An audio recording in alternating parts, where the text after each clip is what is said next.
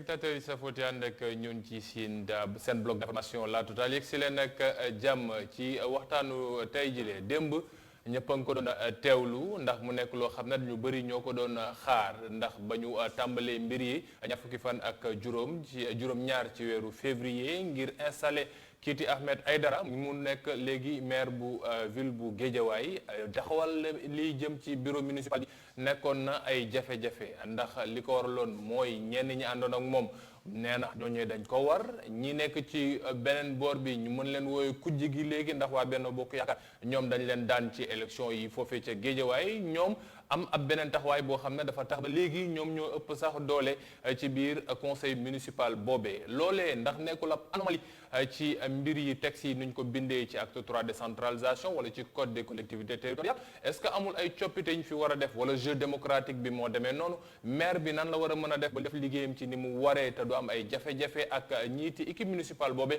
bureau boobee xam ne ay agent ñoo ca nekk ban poids la ñu war a mën a peser ci décision yi waaye itam ci ni ñu yore gox bi ay poñ la yu bëri yoo xam ne dinañ ci jéem a yëy yàbbi tey ak suñu gan Alé Samb nekk conseiller municipal fële ca Mbao waaye itam nekk koo xam ne xelam màcc na ci lu jëm ci mbirub décentralisation bii di ñaareelu yoonam mu ñëw ci plateau bi ginnaaw total local Alé ñu nuyu la ziar la bàyyi la nga nuyu waa Mbao waa Sénégal waaye waa Guédiawaye parce que tey ñoom la soxla waxtaan bi gën a soxla si. waaw jërëjëf Assane d'abord ma félicité leen ci liggéey bu am solo bi nga xam ne yéen a ngi koy def ma nuyu d'abord waa Mbao bi nga xam ne fa laa dëkk.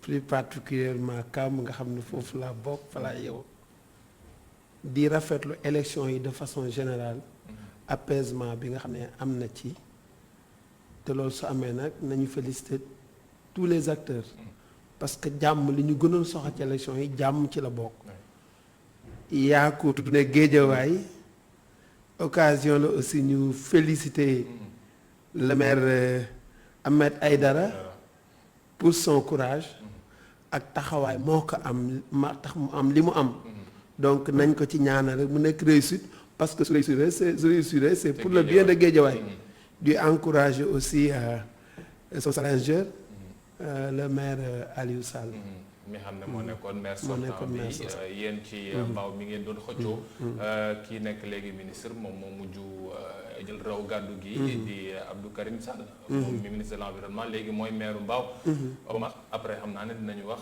fan nan lay toogee ndax day toog ci biir équipe municipale bi wala day mucc ay activité am loolu ay yeneen laaj yoo xam ne dinañ ci jëm yéen jàll après insha allah alors léegi lu jëm ci mbirum élection yi démb ñëpp a ngi ko doon xaar ndax dañu waxoon ne mbir yi ba mu amee lu ñu wax ci code bi mooy juróom-ñetti fan su weesoo dañu war a woote waat jeudi weesu na wootew ñu woon xaaraat ba démb le préfet doogaat jël décision ne da koy woote ngir ñu taxawal mbir yi ni mu demee déjà lecture ñu bëri ti wax ne anomalie dafa am ci mbir yi nañ ko doxalee ñeneen ti wax ne démocratie moo demee ni ñu mel lu ñu war a wax la wala jeu politique en tant que tel politique bi ñenn ñu dul comprendre moom moo wane boppam ci démb élection bi xam ne ñu rappelé ko sur 14 chaises yi xam ne ñoo war a nekk ay adjoint ci équipe municipale bureau bu Ahmed Aïdara 11 yi waa Benno Bokk Yaakaar ak ñi leen jege waa Wallu Sénégal waaye itam waa Gëm Sa Bopp ñoom ñoo fa toog ñett rek la Yewwi Askan Wi am kenn ki par droit d'aînesse la ko amee ñeneen ñaar ñi ñu dem second tour mu doogaati gañ loolu soo ko gisee jàngat ban nga ci am politique moom moo feeñ foofu wala anomalie la par rapport ak li ñu mën a woowee mbirum élection yi nuñ ko tëggee merci waaw balaa maa dugg foofu aussi ma def un petit rétif depuis le 23 janvier je suis plus conseiller municipal waaw nekkoon naa ko au niveau de la commune de Mbao def de mandat comme à la ville de Pikine de 2014 à 2022 ñu sant ci yàlla bu baax a baax nag ñi ñu fóotu aussi yal na yàlla def liggéey ba ñu def ko mu gën sax nañ ko defe woon ñun parce que loolu lépp njëriñu Mbao la ñu féliciter le maire entrant le ministre Abdou Karim Sall yéen bi yal na oyof ci moom ndax njëriñu Mbao la parce que ñun li ñu mës a gëm aussi mooy Mbao d'abord beneen bi ci des dugg nga ci Guédiawaye defe naa li am Guédiawaye alors dafa di loo xam ne am na ci communes yu bari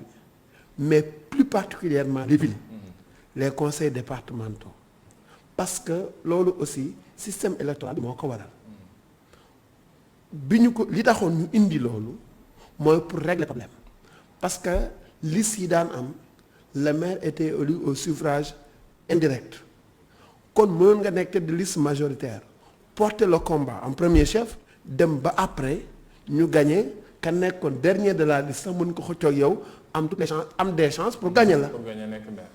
donc c'était pour régler problème boobu sax plus particulièrement nga xam ne avant le combat dinañu xam suñu combat bi équipe bi su gagner kan mooy jàll moo tax ñu teg problème bi. alors defe naa problème bi ñu évoqué dans les communes kenn déggu ko fa parce que effectivement commune yi y a une liste majoritaire une liste proportionnelle soo gañee rek déjà liste proportionnelle bi nga xam ne moo constitué woon les 45% da nga koy jël aakimoo ko lépp proportionnel moom da nga koy am day concordé wu par rapport ak nombre d'électeurs bi am ce qui fait que soo séddee ak ñoom fekk yow am na loo jot a denc les 45% naturellement da ngay am une majorité confortable alors benn nag liste proportionnelle rek la liste proportionnelle bi ni ñu ko indee problème de concordance la li nga xam ne am nga ko ci électorat bu la votant ak par rapport ak li nga xam ne mi ngi fi loolu nag su amee mën nga raw génn mais ki topp ci yow soo ko ëppalewul lu bari ku nekk day jël li mu am. maintenant comme il s'agit de ville wala de conseils départementaux léeg-léeg kii day gagné bii kii parti bëri mën na arrivé cas de figure yoo xam ne su fekkee communes yi nga gagné mën nga ko gagné ak te amul benn écart bi yi nga perte su amee benn écart bi rek mën na indi problème ce qui fait que alors di ngeen dem ba ñëw proportionnel boobu tax su fekkee gagné woon commune yëpp Dakar kenn dégg ko fa parce que Dakar pratiquement Yewwi dafa gagné commune yu bari donc amul woon xëccoo fii nag li dalee Rufisque Guédiawaye Thiès pratiquement plus ou moins problème surtout Rufisque Guédiawaye alors li indi problème boobu nag mooy presque ballottage la ñu nekk. Pikine aussi. waaw presque ballottage la Pikine. ballottage la maintenant boobu nag su amee problème bi manœuvre la politique mooy taxaw na naturellement politique mooy taxaw. parce que acteurs yi ku nekk da nga bëgg a am ay cër. léeg-léeg parti di nga bëgg a retenir benn acteur say éléments say partisans mais léeg-léeg pour nga def ko aussi il faut ñu am lu ñu teg seen loxo ñu mën a taxaw. teg loxo bi nag mën na nekk lu nekk. politique la maanaam parfois mën na nekk une politique saine. mais mën na nekk leneen. alors teg politique saine bi man bi ma gisee les adjoints dama gis ne gëm sa bopp ay àndu nawle ñoo xam ne bokkuñu Benno Bokk Yaakaar dañu nekk des adjoints au maire. cela xam nga li ma bëgg a wax foofu. il faut relativiser bi ma dégg nga ne Benno Bokk Yaakaar moo jël l'essentiel des adjoints alliance de circonstance la rek. ña nekk adjoint mën nañu dem ba téye seen poste su ñu demee di dérouler ñu ànd ak maire bi ci politique maire bi. loolu dinañ ci ñëw après mais par rapport ak lii xam ne moom mooy cas de figure bi gis nañu waa Benno Bokk Yaakaar waa gëm sa bopp malgré directives yi xam ne seen parti génne woon na ko wala Sénégal malgré lii xam ne ay directives ak kàddu yi maître Abdoulaye Wade di génne secrétaire général ñoom dañu génne ko lépp ñoom dañoo mujj ànd ak Benno Bokk Yaakaar loolu politique lañ ko mën a xëccoo tuddee wala code bi niñ ko bindee la. gis nga code bi niñ ko bind mooy système électoral bi am na mais parti boo yorul ndoom pouvoir pour nga mën a retenir seen nit day xaw a jafe parfois c'est pas toujours nga militant yëpp ma nekk des militants disciplinés léeg-léeg am na ñoo xam ne souvent seen i intérêt bopp la ñuy xool mais maintenant la fa am nag la am muy camp Aliou Sall di ko def camp Ahmed Aïdara politique la te politique na su desee sa adversaire moom lu mu la bàyyi rek yaa ko arraché nekkul na loo xam da la koy tegal comme cerise sur le gâteau donc xëccoo effectivement xëccoo la réel politique la Ahmed Aïdara mën naa am proposition ya mu def que la mu def moo gën a alléchante suñ ko mënee wax noonu wala mu am je ne saurais le dire dafa am yeneen yu nekk ci biir parce que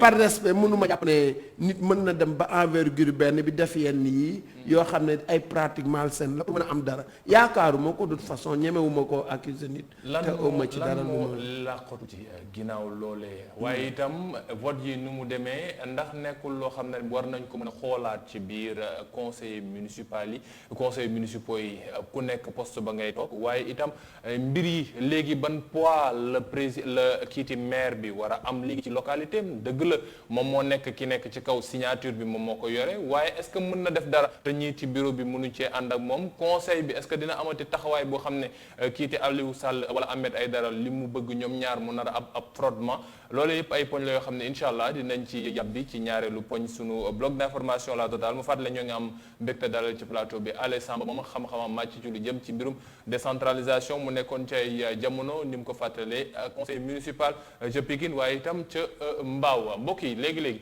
ñu seetaan tuuti publicité laata ñu si ci xibaaru maraxi ànd ci ak Serigne Modou Mbacké Niang del soit ci kanam incha allah.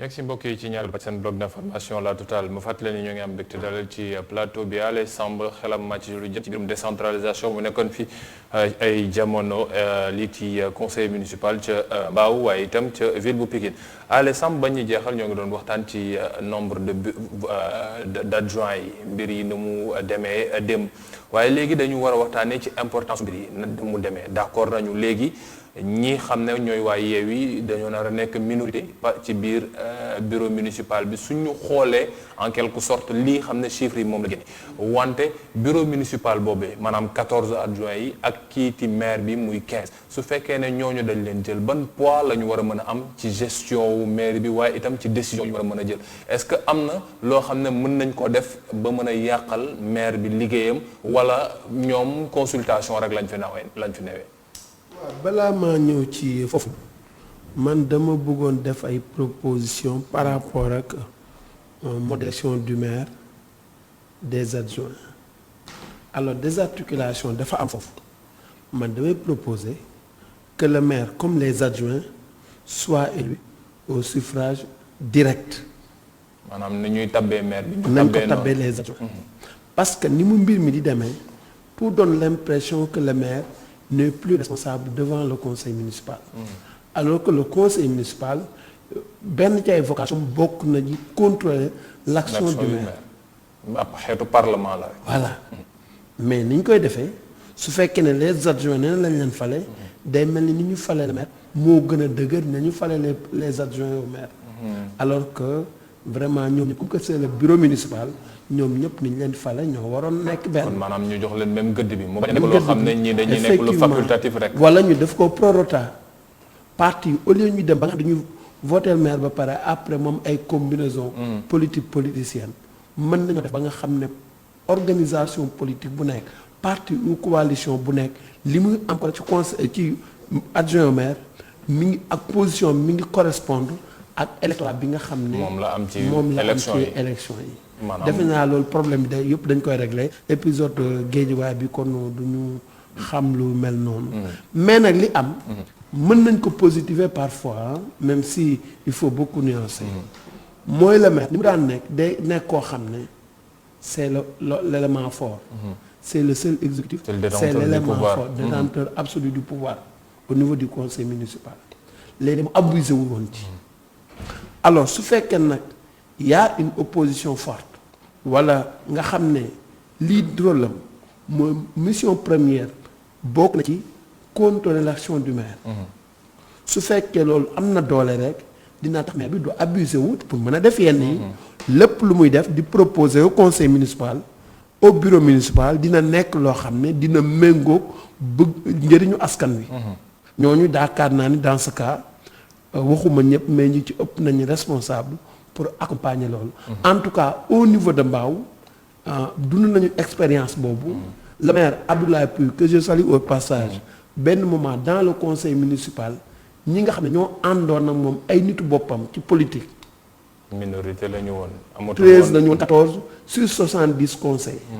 mais chaque fois su proposons quelque chose au conseil municipal les gens dañ daan voter en masse parce que xalaatoon nañu lii majorité bi en tout cas xalaatoon nañ ne lii moo gën ci askan wi. pour intérêt population yi mais ba ci bureau bi. parce que fii yaa ngi wax lii di conseil bi en tant que tel. Guédiawaye 86 la ñu am. yeneen gox yi ku nekk ak na mu koy yore. mais adjoint yi 15 14 yi xam ne ñoom ñooy. ñi gën a jege. mooy bureau bi xam ne peut-être waxtaan yi proposition yi fa lay jóge. est-ce que mën nañu am benn poids boo xam ne Aliou Sall astafurlah Ahmed Aïdara ëllëg mën naa jug ne dama bëgg def lii. ñoom ñu ne ko non lii doo ko def. wala mu am leen loo xam ne da koy doxal. ñoom ñu jaar ci ginnaaw muñ ko yàqal ndax bu ñu fàttalikoo itam. Ahmed bañ ko dogaa defal am na ñenn ñoo xam ne taxaw nañu ne. duñ ko may mu gouverner ci xel mu. non loolu wax la rek. Ahmed n'est pas complètement secoué. parce que déjà am na possibilité. il semble résigné parce que. non am na possibilité ci première partie ba gisuñu ko. am na possibilité choisir ay secrétaires élus. secrétaires élus dañuy bokk ci bureau municipal bi. donc au lieu de 14 mën nañu dépasser 14 dans le bureau municipal. mën na dépasser 15 bi ñu wax. te ñoom ñëpp ñooy tolloo voix ci conseil ci bureau municipal bi. mais aussi bul fàtte ne dans le bureau municipal les adjoints au maire de Gëm Sa Bopp. les adjoints au maire de And Nawlé. mais ñooñu du Benno Bokk Yaakaar moo leen moom. ñooñu dañoo am seen autonomie bopp. maintenant pour une circonstance defoon nañu alliance ak kenn comme mënoon nañ ko def ak keneen pour am ay position de pouvoir. maintenant ça veut pas dire que ils seront toujours à la solde de Benno Bokk Yaakaar. je ne pense pas que muy demee noonu mais en même temps le bureau municipal mën na bañ a d'accord ci dara le maire proposé ko conseil bi. su ko conseil bi nga xam ne ñoom ñoo le conseil qui est souverain si la majorité des conseillers accepté ko mais y a plus day passer comme lettre à la poste y a aucun problème. maintenant le bureau municipal pour dire que am na solo parce que c'est une force de proposition li rafet nag li taal conseil municipal mooy su le maire soumettre quelque chose au bureau municipal war nañu waxtaan ba harmoniser lever les équivoques nga xam suñ ko génnee ci conseil municipal bi ñoom ñooy bokk ils vont naviguer dans la même direction. donc bon mën nañu wax ne bureau municipal bi amul lenn loo xam ne mën am na force boo xam ne mën na ko bloquer. non légalement amul benn force légale bu mu mën a taxawee ne. proposition bu ñu mën ci doon ak su fekkee ne Ahmed da koo jël yóbbu ko conseil municipal. mais le bureau municipal mën nañu harmoniser ak maire d'accord ci dara. mu baax amaana mu bon. ñu dem proposer ko conseil municipal la majorité des conseils ne ñett. et ça ne passe pas. parce que conseil municipal mooy voter les délibérations moom mooy délibéré. mais pas le bureau municipal. dañuy dégg yenn saa yi ñuy wax ne maire mën naa toog waxtaan parce que pour le cas de Guédiawaye ba léegi ñu bëri sax. mbir yi dafa lu tax mu xaw a gën jaxasoo parce que ba léegi ñu ngi wax est-ce que ci conseil municipal bi. Ahmed dina ci ëppale ñii ci waa Yewwi Askan Wi parce que am na gox yoo xam ne. ñenn ñi ne waa Benno ñoo ko gagné donc ñuy wax ne est-ce que du peser ci balance bi. au lieu de 86 yi majorité bi maanaam presque 40 nekk ñoo wala 44 nekk ñoo xam ne dañuy ànd ak Ahmed nekk ci Yewwi mën nañu wax ne 45 yi wala 39 yi ñoom ñooy pour Benno 33 la ñu wax ne moom mooy pour Yewwi yeneen yi ñeneen ñi séddoo ko est-ce que loolu mënul andi beneen difficulté de gestion su fekkee ne conseil municipal bi dafa nar a dem de connivence ak bureau bi xam ne ñoom ñoo nekk foofu ci wetu Ahmed Aïdara foofu suñ fa demee ba nar fa yegg nan la maire war a taxawee wala nan la mën a doxal. mais xam nga affaire yi day évoluer. affaire yi day évoluer am na conseil municipal tey mën nga ànd ak kii suba nga ànd ak kële tey mën nga ànd ak le maire suba nga bañ a ànd ak moom comme tey mën nga contre le maire demee nga ànd ak moom parce que gis nga ne mën naa am la muy def gis nga ci sa bopp. donc mbir yi moom day évoluer gis nga je donne l'exemple de Pikine. c'est un cas d'école ci man parce que le maire Abdoulaye Timbo moment bi muy nekk maire 2 voix la ëppale woon son challenger muy Abdoulaye Diop. alors mais ci biir conseil municipal bi en 2014. mais ci biir conseil municipal bi def nañu ba moo xam ne sax délibération yi. les présents pratiquement dañuy voter en masse à un niveau vraiment insoupçonné. donc cela veut dire que les gens de l'opposition am na ñu ci bari mujj gi dañ doon voter délibération yi donc di yombal le maire Abdoulaye Timbo liggéeyam. donc même cas de figure yooyu am na Mbao te jàpp naa ne aussi mën na am Guédiawaye. pourvu que effectivement le maire li nga xam ne moo ko war ci liggéeyam mu koy def mais su fekkee da nga bëgg a def gestion solitaire. ñi des booleeg moom nawloo woo leen. vraiment effectivement lu la ci fekk aussi bu mu la bett. ci mbirum Guédiawaye ba léegi ak mbir yi ni mu demee. xam nañ ne xëccoo dafa am doole. ci déjà biir Yewwi Askan Wi en tant que tel. ñiiti waa parti bu Malick Gakou. ñiiti waa parti bu Ousmane Sonko. ñiiti yeneen parti yi xam ne ñoo nga fa. gëm sa bopp aussi bëgg gën a positionné boppam ndax ñoo ngi doogaat dem ci élection boo xam ne ci gox-goxaan yi la. ñu am benn place boo xam ne ñoo ngi koy bëgg xëccoo. PDS moo ngi bëgg wutaat beneen jeunesse. législative yi waaj a ñëw.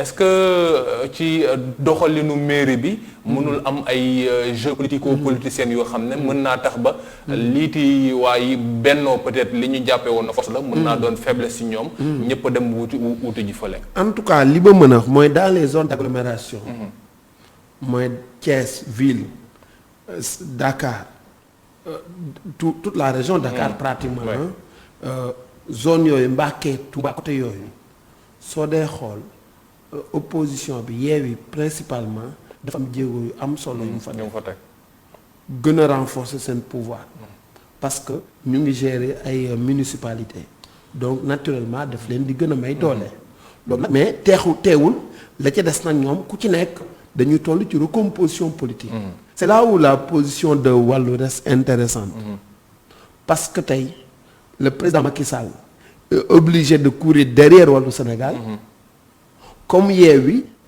est obligé de courir derrière Wallu Sénégal. ñoom ñëpp pour récupérer. léegi nag Wallu li ci am mooy mën na ci gagner loo xam ne day ëpp sax dayuwaay ni mu toll. parce que pour nga gagner ñoom ñaar ko ci am rek. dañ leen la victoire est assurée. maintenant foofu pour Yewwi victoire ñoom téewoon nañ ko parce que ñoo gagné local yi. naturellement dañuy jàpp ne zone yi ñu gagné woon local yi. conseil départemental wala conseil municipal ville bi plus précisément dañu ñëw législative dañuy ñëw confirmer mais su fekkee ne nag alors yi Wallu dem na ànd ak Benno Bokk Yaakaar là ça ne fera que compliquer la chose en tout cas voilà kon mbir yi leeragul ba léegi non mbir yi leeragul parce que ay élection yu bokkul la ay élection yu bokkul la donc vote yi mënut a bokk en tout cas ku ci gën a mën a manœuvrer gën a généreux mën nga ci am lu ëpp sa morom li mu am. sant ko baax gërëm ko moom Alé Samb moom moo ne woon tey suñu gan ci seen bloc d'information la Total xalamaa ci lu jëm ci mbirum décentralisation ne woon ay jamono conseil municipal fële ca ville bu Pikine waaye itam ci Mbao àndoon ak kiiti Obama maire bi xam ne moo fa nekkoon laaj bi dama la koy delloo si. Obama léegi il fait quoi. ci Mbao day am na ay conseil municipal am ba léegi day des ci biir mbir mi wala day def ne ñeneen ñuy def suñ ma gañee rek ma de xaaral ma dem lijjanti sama bopp pare ci politique bi. non xam nga politique kese du métier. da ngay nekk ci politique nekk sa leneen. waaw mais politique. amaana mën nañ koo xam mën nañ ko bañ a ñoo ngi ñëw ñu dañuy jax na ligne la. non xam nga Obama il est très jeune quand même. pertagul dara. il a le temps. pour se faire une santé politique. man moom li may def ñaanal ko jàmm. yàlla dimbale ko ci yoon bi mu nekk suñu borom dimbale ko ci. félicité ko aussi encouragé ko parce que wax dëgg yàlla béyoon na waaram. maire yi nag xam nañ ne kenn du fa liggéey ba ñëpp ne gongo. du doy mukk na amul volonté boo mën a indi. soo ñëwee soo defee tuuti di nga dégg nit ñi commencé ñiy waxe ne ñee wax ne la loolu moom maire yi ñoo ànd. soo defaree ñii waaw absolument am na ñoo xam ne sax nga defar pour utilité publique. yitteelu ko xamul lu yitteel seen mburu bopp nga defar pour ñoom. loolu mooy andi voilà voilà loolu mooy problème bi voilà. sant ko bu baax gërëm ko ale moom mi ne woon tey seen gan mbokk yi jox leen dig daje ëllëg incha allah ci beneen jotaay seen bloc d'information La Totale ñu war a waxtaanee leneen loo xam ne day soxal réew mi waaye itam lu koy andi ay gàgganti ci mbir yi xam ne yenn saa yi dañ koy soxla ku leen ci andil ay leeral. léegi-léegi mbokk yi tuutu publicité laata ñoo egsi ci xibaaru nasaraan di 19:45 ànd ci ak suñu champion d'Afrique en présentation télé version française Adama Anouchka Ba jërë ngeen jëf